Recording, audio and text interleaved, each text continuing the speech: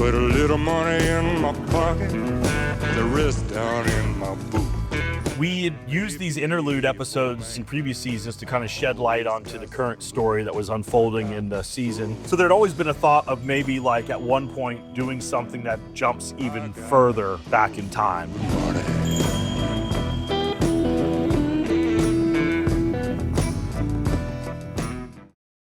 This great country of ours was ordained by the Lord himself. There is no other.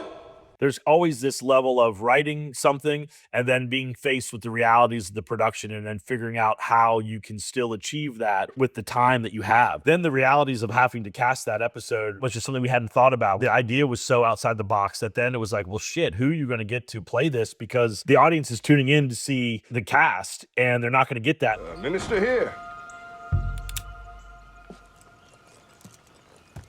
Yeah, that's me. I was like, it's got to be someone that everybody like loves and is like very, very talented and can command this tone. I was like, somebody like Bradley Cooper. And it was kind of like a throwaway. And my producing partner, Brandon James, was like, well, why don't we ask him? You know, I sent him the script and he hit me up pretty quickly and said he was interested in doing it. And he was a champion. He came down here and he wore that period piece costume in the sweltering South Carolina weather and never asked for a chair or a trailer and just was there and a gamer just to pull this ambitious episode off. There's a song I've been saving for a day like today. We shot that episode in little under 10 days. And so I was like, we can't waste any time moving locations. So I found this farm that was like kind of about 15 minutes from where I live and everything we shot there. So then I just started coming with the idea of like, we don't have a lot of time, but what we do have a lot of time for is practice. So why don't we try to set this up as a oneer? And let's just make it one side of the battlefield, put all of our resources into pulling that side off and never having to worry about turning around or seeing the other side. Put every extra on this side, put all of the wardrobe just on these Confederate wardrobes so we don't have to make like 100 Union soldier outfits as well. And then Corey DeMeyers, who is my stunt coordinator, I just worked with him and I just kind of like laid down what I want to do. And then he had time to rehearse and to practice. It was just about trying to be conscientious about our resources and trying to figure out how to push it further than what we actually had. Chaplain Grease? What can I do for you, son? I just wanted to ask you something. That scene is a walk and talk and then it's an ambush. And so again, it's like, you know, we have one day to shoot that whole thing in. When we did the first take of the walk and talk, I realized then that it's a 45-minute reset between takes to get that whole line of men and horses and wagons to turn them around and then to march them all the way back and then to reset it. So, you know, we just started having to kind of like really try to make the most of it. And so what we would do is we would shoot going down and then we would shoot them coming back and flip everybody on different sides. That's why I hold my head up high. And then when it came time for that ambush, it was all about just trying to keep it with Bradley. Instead of like really trying to cover the logistics of the ambush, it was like just keep it centered on him, make it from his point of view, and then we can rely on more like punches of action around that to intercut with to give the idea of like more action than what's really being acted out. The scripts for Gemstones, anything could happen. We go from motorcycle ninjas to snowmobiles, monster trucks, crocodiles. So I read the Civil War episode and I said, wow, another monster.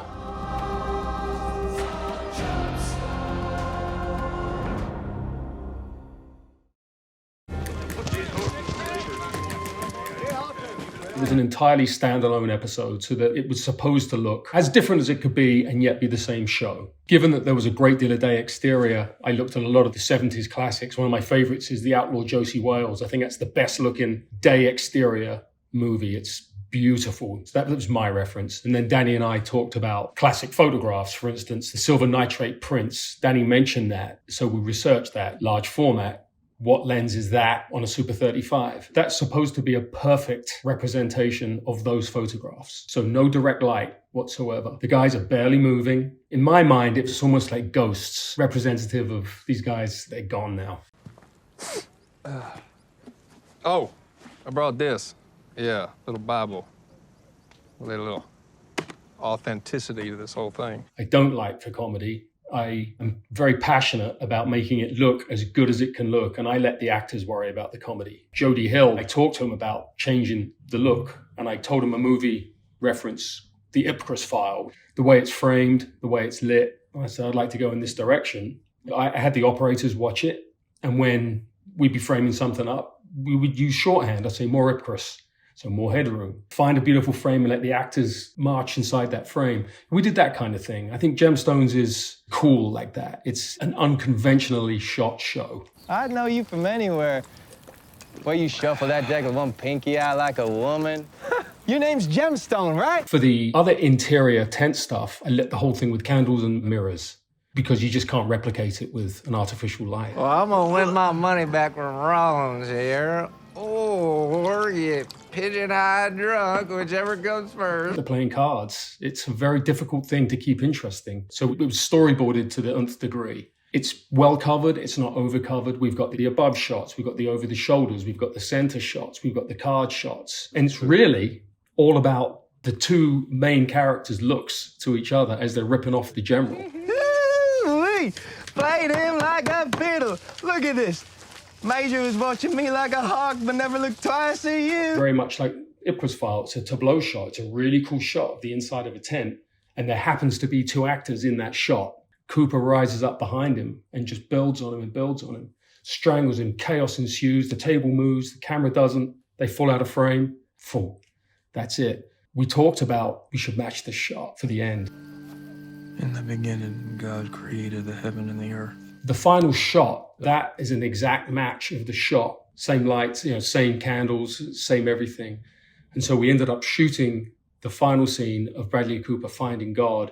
Cut. That's a wrap. Thanks, Bradley. He left, and we packed up and went to episode 2.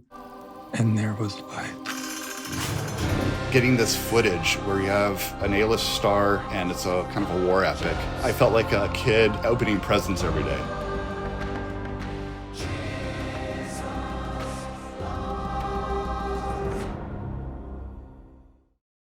This war I'm definitely thinking, this is Bradley Cooper. I want people to be a little surprised. taking its toll on all of us. I wanted to be with Abel Greaves, the minister. Who is this person? I've never seen him before. So there's a character motivation for sort of, not going to a close-up right away.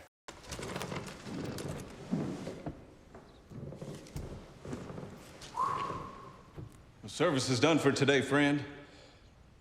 I think a man of God would always be open for business. And Danny and I talked about this, kind of holding off on when we actually see a close-up of Elijah so that we have a little bit of dialogue between the two of them before we're like, oh, wait a minute, that's Bradley Cooper. Just so it wouldn't be distracting. It kind of eases you into it. Taking money from women whose husbands are off getting themselves killed, that don't seem too righteous to me. It is basically a cross between a war movie and a Western. You are assigned to be chaplain for our division. Is that so? That is so.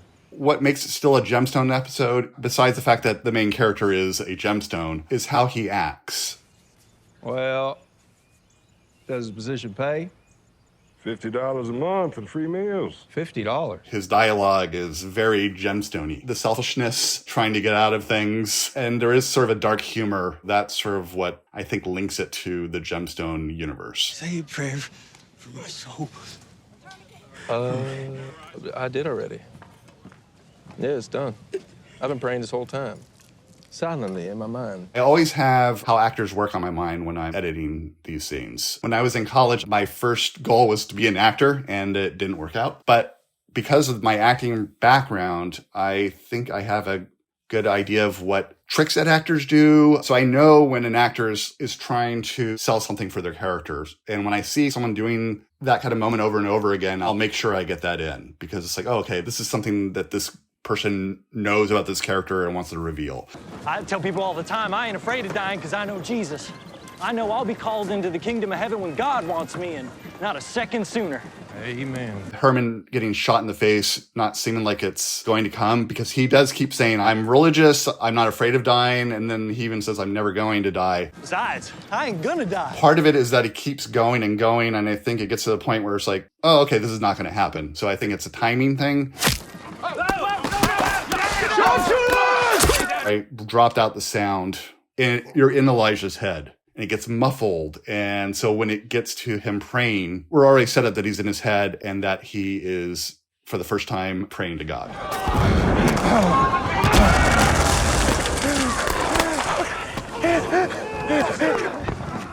Up until that point, I don't think Elijah really gave a thought into what religion means. He was just doing it as a con man. So it was also a story transition moment. I'm going all in. Say what? Damn it, I'm out too. $50. That's madness. The big thing in that gambling sequence is that they are trying to pull a con on the major. So I wanted to give this feeling that they're all having a good time. The audience is noticing a slight sleight of hand that Elijah is doing. So it needed to be obvious to the audience that this is happening, but subtle enough that we know that nobody else would notice it. I had nothing. I had really nothing. And then this amazing moment happens where Elijah wins, and instead of them getting angry, it's like, oh, great, somebody beat the guy that's been beating us all night. It is tricky in a table scene, but I think with anything, it's just always having character and story on your mind as you're putting this together. Well done, Chaplin. Thank That's you. what I call divine intervention.